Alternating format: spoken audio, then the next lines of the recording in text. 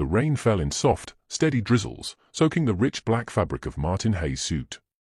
He stood beneath the towering oak tree, just a few feet from his wife's casket, watching as the final handfuls of earth were tossed over her grave. His face was the perfect mask of grief, stern, solemn, appropriately pained. But deep beneath the surface, his emotions were far more complicated. Sadness? Perhaps. After all, Julia had been his wife for 4 years. But grief? True, unbearable grief? No. He hadn't expected to be wealthy this early in life. He never wished for Julia's death, of course, but it seemed luck had decided to smile on him sooner than expected. The wealth she left behind, his wealth now, was staggering. The house, the investments, the inheritance from her family. A fortune beyond what he ever imagined when they first married. Martin scooped a handful of damp earth, his fingers tightening around it for a brief moment before he let it slip through his fingers and onto the casket below. "Rest in peace, Julia," he murmured. The hollow thud of earth hitting wood echoed in his ears as the priest said the final prayer. A fitting end to this chapter. A few more hours, and this would all be behind him. He cast a quick glance toward the edge of the mourners, where Vanessa stood, half hidden by her oversized sunglasses. She shouldn't have come, but she was here, watching, waiting. Tomorrow, they would meet with the lawyer. Tomorrow, they would start their new life. As Martin lowered his head to the world, it looked like an act of sorrow. But inside, he was already moving on. A silent goodbye. A quiet victory. He had won. High society figures mingled with employees from Julia's companies, their whispered condolences and shared memories blending into a soft murmur that filled the air. It was a symphony of grief, carefully orchestrated and restrained, each person playing their part in the somber farewell. As the ceremony concluded, the mourners began to disperse, moving like a flock of ravens taking flight. Martin Hayes stood at the center of it all, accepting their sympathies with a solemn expression, shaking hands, nodding in appreciation, muttering quiet thanks. But while his face reflected sorrow, his mind was elsewhere, far beyond the funeral, beyond the dark suits and the carefully spoken words of comfort. He was already looking ahead, calculating. The house. The inheritance. The investments. The fortune Julia left behind would now be his. He had never expected wealth to come so soon, but fate, it seemed, had smiled upon him. By his side, Vanessa remained ever composed, playing the role of the supportive friend. She handed out thank you cards to the guests, her movements graceful, her expression appropriately subdued. A faint trace of her perfume lingered in the air, drifting toward Martin and stirring memories of their clandestine moments together, stolen kisses, whispered promises, the thrill of secrecy. Then, a voice cut through his thoughts. "Mr. Hayes." Martin turned to find himself face to face with Alex Anderson, Julia's nephew. The young man, in his mid-20s, stood with red-rimmed eyes, evidence of recent tears, yet his gaze was steady, piercing.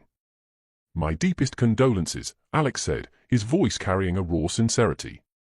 Aunt Julia was an extraordinary woman. Martin forced a tight-lipped smile, nodding as he studied Alex's face. The favorite nephew, Julia had often called him. The closest thing to a son she ever had.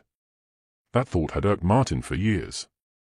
"Thank you, Alex," he responded smoothly. "Your aunt loved you dearly. You were the son we never had." Alex's expression remained unreadable as he held Martin's gaze. "She always thought of others," Alex continued, his tone carrying a quiet weight.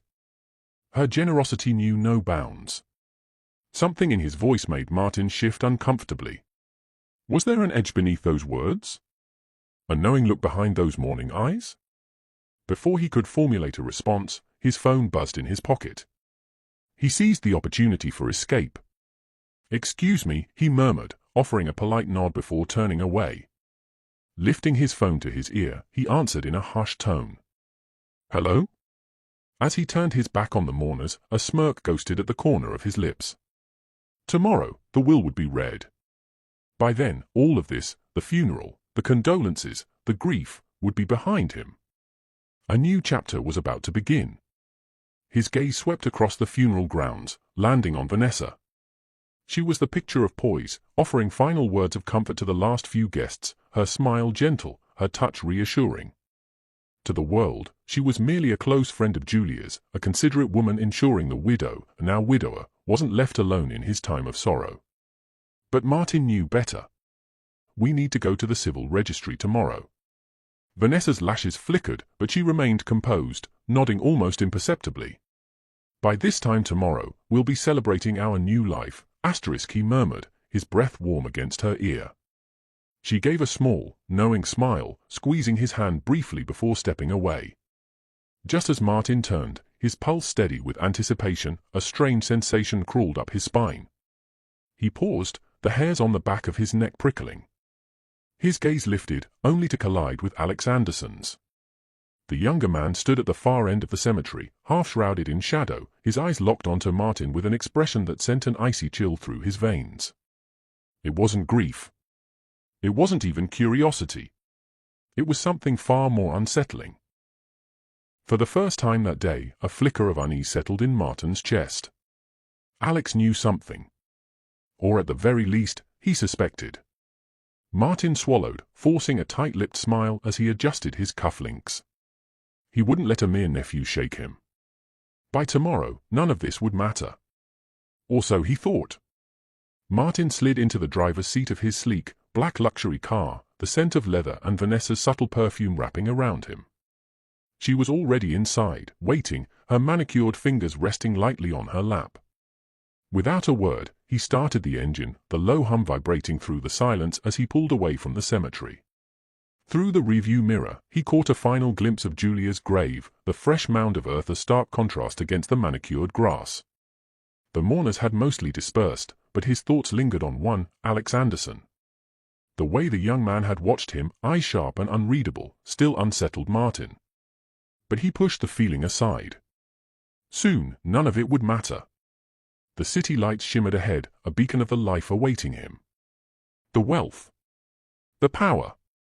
The freedom. By this time tomorrow, he murmured, half to himself, half to Vanessa, everything will be ours.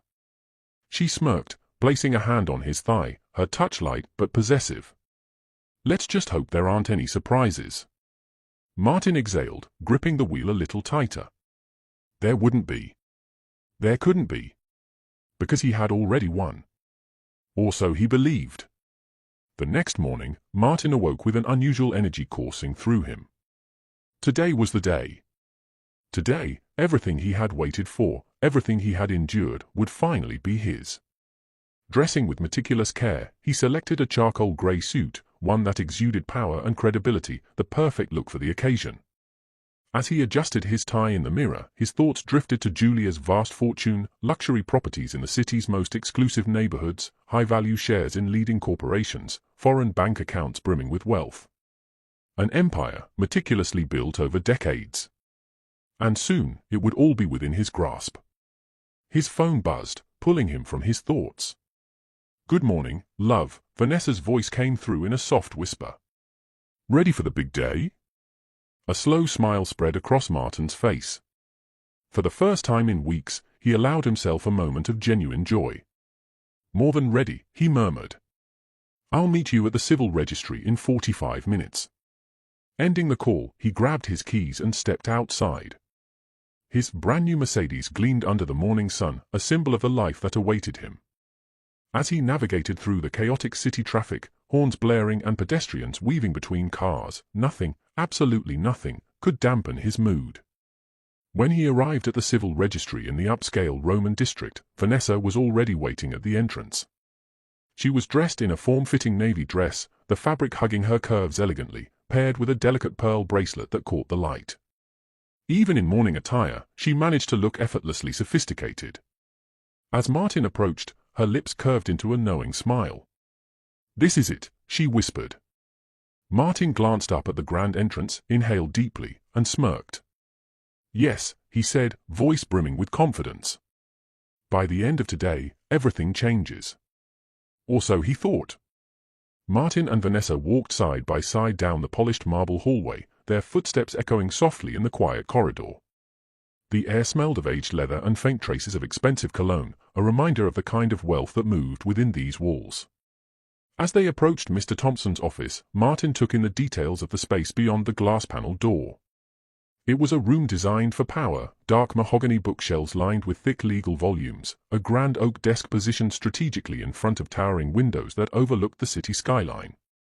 A collection of antique clocks adorned the walls, each ticking away in quiet harmony, a subtle reminder that time was money.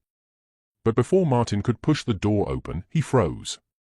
Standing just a few feet away, blocking their path, was Alex Anderson, Julia's nephew. The sight of him was like a bucket of ice water thrown over Martin and Vanessa. "Good morning, Uncle Martin," Alex greeted, his voice smooth yet carrying an unmistakable edge.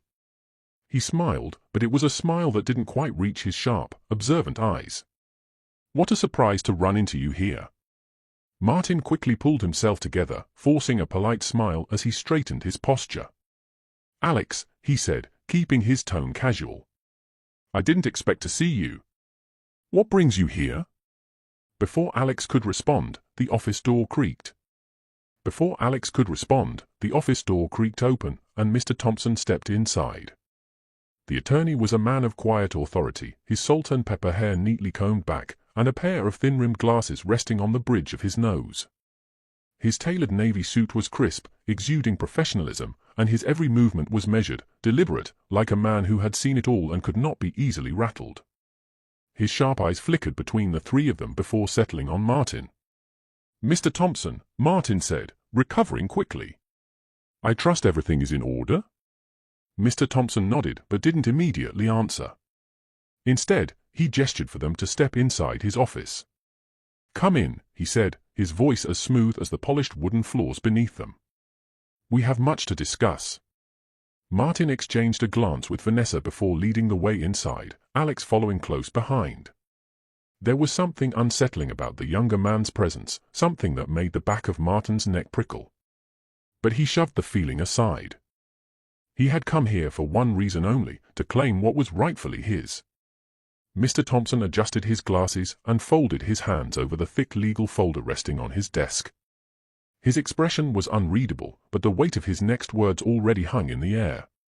"Regarding the will," he began, his voice calm but firm, "Julia made some last-minute changes."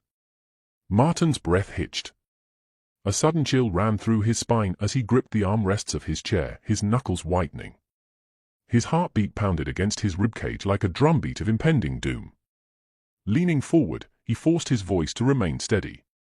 "I thought everything was in order," he asked, though his throat felt dry, the words scraping against it. Mr. Thompson hesitated only a moment before nodding. "Yes, well, there have been some amendments to your wife's will." A sudden wave of heat flushed through Martin's body, but his hands remained ice-cold. He swallowed hard, trying to ignore the way the room seemed to shrink around him. This wasn't supposed to happen. Slowly, almost unwillingly, he raised his gaze toward Alex. The younger man sat across from him, utterly composed, his posture relaxed. There was no smirk, no triumph, just a blank, unreadable stare. And yet, something in that silence felt damning. Mr. Thompson pulled open a desk drawer, retrieving a thick, cream-colored envelope. With deliberate care, he slid out the document inside and adjusted his glasses. "Mrs. Hayes made a modification to her will exactly 1 week ago, 6 days before her passing," he announced, his tone professional yet firm. Martin stiffened. His pulse quickened as his gaze darted to Alex, who remained eerily calm, his expression unreadable. A creeping sense of unease settled in Martin's gut. "That's impossible," he protested, his voice sharp with disbelief. "Julia never mentioned changing her will. There must be some mistake." Mr. Thompson met his gaze head-on and shook his head. "There is no mistake, Mr. Hayes. The change was made following all legal protocols." Mrs. Hayes was of sound mind when she signed the amendment. A tense silence filled the room. Then, Vanessa, who had remained silent until now, finally found her voice. "But what exactly does this change entail, Mr. Thompson?" she asked, her voice tight with apprehension. The attorney cleared his throat and straightened in his chair before speaking. "The most significant revision concerns the distribution of assets. Mrs. Hayes decided to donate a large portion of her estate to various charities." Martin's heart lurched. His jaw clenched as he forced out the question he already dreaded the answer to. "And by our large portion, you mean?" Mr. Thompson exhaled before delivering the final blow. 60%. A sharp intake of breath came from Vanessa. Her fingers curled around the edge of her chair, her knuckles turning white. Martin, however, shot up from his seat, his face twisted in anger. "Impossible," his voice echoing through the office. The news hit Martin like a physical blow. More than half of the fortune he had already considered his own had just vanished before his eyes. "This is ridiculous," he thought, his mind racing. No, Julia could never do something like this. She loved me. She cared about me. His chest tightened as frustration surged through him. "Impossible," he shouted again, his voice thick with disbelief. Mr. Thompson remained composed, reaching across his desk to slide copies of the revised will toward them. "This can't be legal. I am her husband." Martin protested, his voice rising in frustration. Mr. Thompson remained unfazed. "Everything is in order, Mr. Hayes," the attorney assured him. Mrs. Hayes took all the necessary steps to ensure her final wishes would be honored. Martin clenched his fists, his pulse hammering in his ears. Across the room, Vanessa turned her attention to Alex.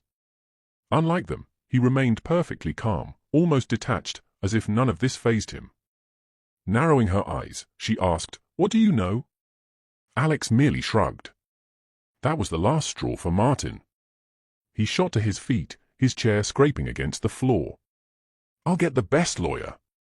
I will contest this will." For the first time, Alex stirred. He sat forward slightly, his voice steady, unshaken. "No, you won't." A stunned silence filled the room. Martin and Vanessa exchanged shocked glances. Martin's eyes darkened with suspicion. "Asterisk, do you have something to do with this?" Asterisk. Alex met his gaze but said nothing. Frustrated and boiling with anger, Martin motioned for Vanessa. "Let's go." The ride home was filled with tense silence.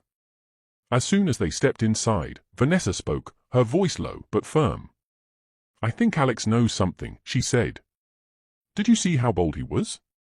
Like he's one step ahead of us." Martin exhaled sharply and slammed his fist against the wall. "Damn it," he growled. Vanessa placed a gentle hand on his shoulder, attempting to calm him. "I need some time to think," she murmured. Martin nodded stiffly, barely registering her words as she left. Alone now, his mind spiraled. Why would Julia do this to me? Did she know about the affair? No, she couldn't have, could she? Asterisk. Then why the sudden change in the will? Alex already had his own fortune, so why was he so confident? Martin poured himself a glass of whiskey, the amber liquid swirling as his thoughts raced. This day was supposed to mark the beginning of his new life, a life of luxury and freedom. Instead, he felt trapped in his own plan. He exhaled, running a hand through his hair. Then, his gaze lifted to the framed portrait of Julia on the wall. She was smiling. But tonight, that smile felt different. It wasn't warm. It wasn't loving. It felt like she was mocking him. Like she knew something he didn't. His breath hitched, unease creeping up his spine. Without thinking, he turned toward her study. Maybe, just maybe, he'd find something. Anything. Something to explain why his world was unraveling. Martin stepped into Julia's study, the scent of her perfume still lingering in the air. It was as if she had just been there, sitting at her desk, working late into the night like she always did. The room was untouched, papers neatly stacked on her desk, a half-empty bottle of water beside them. Everything was in its place. For a moment, guilt gnawed at him. He had avoided this room for years, seeing it as Julia's domain, a space he had no interest in. But now, he was desperate. He needed answers. His hands moved instinctively, pulling open drawers, rifling through stacks of paper. Nothing seemed unusual. Then his eyes landed on something small and leather-bound, tucked between two books on the shelf. A diary. His breath caught in his throat. Julia had kept a diary? Martin hesitated, his fingers grazing the worn edges of the cover. Did he really want to know what was inside? But he had no choice. He needed to understand why she had changed the will. With trembling fingers, he opened it and flipped through the pages. Her handwriting was neat, precise, just like her. Then he saw it. The words hit him like a slap. I don't know when I lost him. Maybe I never had him to begin with. I thought love meant trust. I thought my love was enough. But I was wrong. I see the way he looks at her. The way his voice softens when he speaks to Vanessa. I used to believe it was just my imagination, just paranoia creeping in. But I couldn't ignore the late nights, the hushed phone calls, the scent of her perfume on his clothes when he came home. So I hired someone. A private investigator. I needed the truth. Martin's hands began to shake. He turned the page. It didn't take long for them to find proof.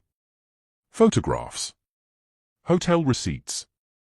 Lies upon lies. How could he do this to me? To us? We built a life together. I gave him everything, my heart, my loyalty, my years. And in return, he gave me betrayal. It hurts. God, it hurts. I keep asking myself, was it ever real? Did he ever love me? Or was I just a stepping stone to the life he really wanted? Martin swallowed hard, his throat dry as dust. His mind reeled. She had known. She had known all along. And she had stayed silent. Why? His eyes darted back to the diary, desperately searching for an answer. I thought about confronting him. About screaming at him, demanding answers. But then I realized, what's the point? He doesn't love me. And love should never have to beg. So I made a decision. If he wants my money more than he ever wanted me, then he won't have either. He thinks I'm blind. But I see everything. He thinks he'll walk away with my fortune. But he won't. He thinks he's won. But he hasn't. Martin's vision blurred as he stared at the last words on the page. Julia had outplayed him. His throat tightened, his pulse pounding in his ears. His entire world had just shifted. She had seen everything, planned everything. And now, she was gone, leaving him with nothing but the weight of his own betrayal. Martin sank into Julia's chair, gripping the edges of her diary as if it could steady the storm raging inside him. His eye skimmed over the last words again, but the truth was already seared into his mind. She had known. And yet, she had never said a word. A lump formed in his throat as memories surfaced, memories he had spent years burying beneath ambition, greed, and lust. He had been nothing when he met Julia. A struggling man, barely surviving in a city where power meant everything. It was Sam, his older friend, who had introduced them. Sam had always said, "Money is power, Martin. And Julia has plenty of it. Don't mess this up." At first, Martin had seen Julia as his savior. She was beautiful, wealthy, and kind, far too kind. She had respected him, lifted him up, and given him a life he could never have built on his own. But kindness had never been enough. As the years passed and his success grew, so did his resentment. He began to notice the things he once overlooked, the slight age difference, the way time softened her youthful glow. He had convinced himself that he deserved more. Someone younger. Someone exciting. Someone like Vanessa. Vanessa had been a breath of fresh air. Young, ambitious, and dangerously captivating. At first, it was harmless. She was just Julia's paralegal, a friend who shared casual conversations over coffee. But then, the friendship turned into something more. Julia, in her endless trust, never suspected, or at least, that's what he had thought. Now, as he sat in her study, staring at her final words, a deep, suffocating remorse settled over him. Julia had seen everything. She had known the moment he stopped looking at her with love. The moment he started choosing Jessica in ways that mattered. And yet, she had still respected him. Still loved him. Still protected him, until the very end. For the first time, Martin Hayes saw himself clearly. And he hated what he saw. As Martin shifted to stand, the diary slipped from his grasp, landing on the floor with a soft thud. He exhaled heavily, wiping the moisture from his eyes, but as he bent to retrieve it, something else caught his attention, a slim, white envelope tucked beneath the chair. Frowning, he reached for it, his fingers trembling slightly as he pulled it out. There was no name on it, just Julia's elegant handwriting on the seal. His chest tightened. With careful hands, he opened it. Inside were photographs. His heart nearly stopped. It was him and Vanessa, in hotel lobbies, stolen glances across candlelit tables, intimate touches captured in perfect clarity. Every denial, every lie he had told Julia crumbled in an instant. She had known. Not just suspected. She had proof. Martin swallowed hard, flipping through the images, each one slicing through his already wounded conscience. But why hadn't she confronted him? Why had she suffered in silence? A thick document lay beneath the photos. His hands felt like lead as he unfolded it. And then, the final blow landed. Vanessa. His Vanessa. She was a fraud. The report detailed everything, her past lovers, all powerful, wealthy men. Men she had used, manipulated, and discarded the moment their fortunes no longer served her. There were records of extravagant gifts, expensive vacations paid for by others, and a disturbing pattern of Vanessa moving from one affluent man to the next. Martin's stomach twisted violently. He thought he had chosen her. Thought he had been the one in control. But Vanessa had played him from the beginning. Just as he had once used Julia for her wealth and status, Vanessa had done the same to him. The irony was suffocating. A hollow laugh escaped his lips, bitter and sharp. How had he been so blind? He had thrown away a woman who had truly loved him for someone who only saw him as a stepping stone. The weight of it was unbearable. He gripped the edges of the paper, his vision blurring. His mind flashed back to the moments he had spent with Vanessa, her laughter, her whispered promises, her warmth, all of it had been a lie. Had she ever truly cared for him? Had she ever looked at him the way Julia once had? His heart clenched as he realized the answer. No. She never had. And now, he had lost everything. The woman who had saved him. The woman who had built him up. And the future he had so arrogantly thought was his. The tears that fell now weren't just for Julia. They were for the man he used to be, the fool who had traded real love for an illusion. Martin couldn't breathe. The walls of Julia's study felt suffocating, pressing in on him, drowning him in the weight of his guilt. He had spent years convincing himself that he was justified in his choices, but now, standing in the wreckage of his own betrayal, the truth was unbearable. He grabbed the keys to his expensive Benz and headed out, his mind clouded with regret. He barely registered the streets as he drove, his hands gripping the steering wheel tighter with each passing second. He needed to see her. The cemetery was quiet, the air thick with the scent of earth and blooming lilies.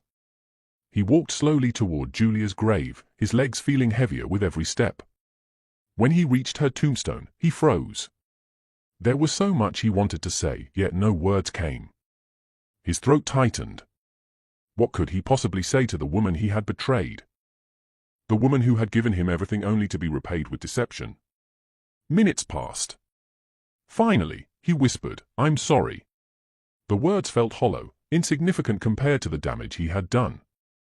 Julia was gone, and no apology could bring her back. As he turned to leave, his phone buzzed. A message from Vanessa. "Meet me at our usual spot for a drink." He replied without hesitation. "No problem." Martins arrived at the lounge, his heart pounding with a mixture of anger and devastation. He spotted Vanessa at their usual table, elegantly sipping from a glass of red wine, her posture relaxed, as if nothing had changed. She smiled when she saw him, but he didn't return it.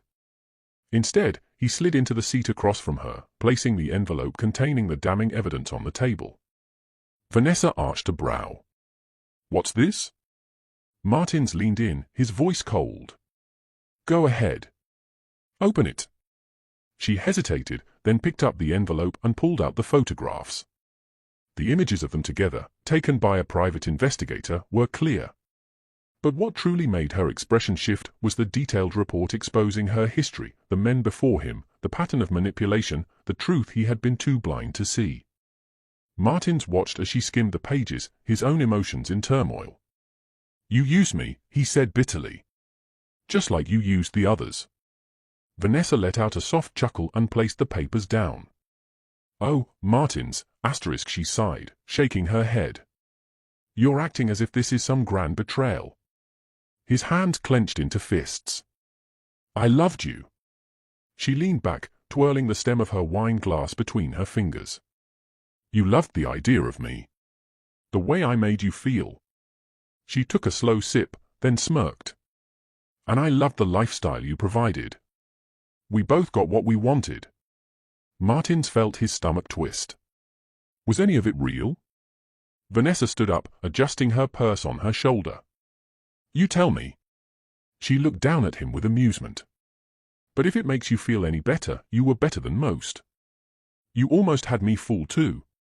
She turned to leave, but before walking away, she glanced back over her shoulder with a final, mocking smile. "You were just one bad apple, Martins. I couldn't even eat enough off you." Then, she was gone, leaving him staring at the empty seat across from him, drowning in the bitter realization that he had been the fool all along. Martin sat in his car outside Alex's office, gripping the steering wheel so tightly his knuckles turned white. His world had collapsed in the span of a single day. Everything he had built, everything he had schemed for, had slipped through his fingers like sand. But worst of all, he had lost Julia, the only person who had truly loved him. He inhaled sharply and stepped out, his legs feeling heavier than usual. The guilt clung to him, suffocating, as he made his way to Alex's office. Alex sat behind a sleek mahogany desk, his expression unreadable as Martins took a seat across from him. The silence stretched between them, thick with unspoken words. Finally, Martins cleared his throat.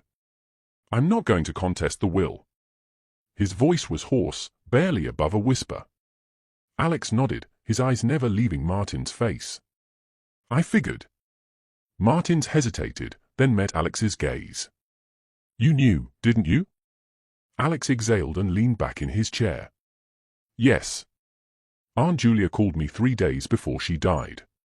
She told me everything. About you. About Vanessa. About the changes to her will." He paused, his voice steady but firm. "She asked me to hold on to 40% of her legacy." Martin swallowed hard. His mouth was dry, his heart pounding in his chest. She had known everything. He looked down at his hands, at the wedding band he had yet to take off. "She was a good woman," he murmured, more to himself than to Alex. "Too good for me." Alex's eyes softened, but his voice remained neutral. "Yes, she was." Martins let out a shaky breath and ran a hand through his hair. "I messed up," he admitted, his voice breaking. For a moment, Alex didn't say anything. Then, quietly, he said, "Yes, you did." Martins let out a bitter laugh, but there was no humor in it. The weight of his choices crushed him. Julia had given him everything, her love, her trust, her wealth. And what had he done? Thrown it all away for a woman who never even loved him. He stood up slowly, his limbs feeling heavy, as if he were dragging the burden of his sins with him. He reached for a handshake, but Alex simply looked at him. There was no hatred in his eyes, only quiet judgment. Martins pulled his hand back and turned toward the door. As he stepped into the hallway, a wave of nausea hit him. His chest felt tight, his head dizzy. Was this guilt? Was this grief? Or was this just the price of betrayal finally catching up with him? He walked out of the building in a daze, his body moving on autopilot. The city felt different now, colder, emptier.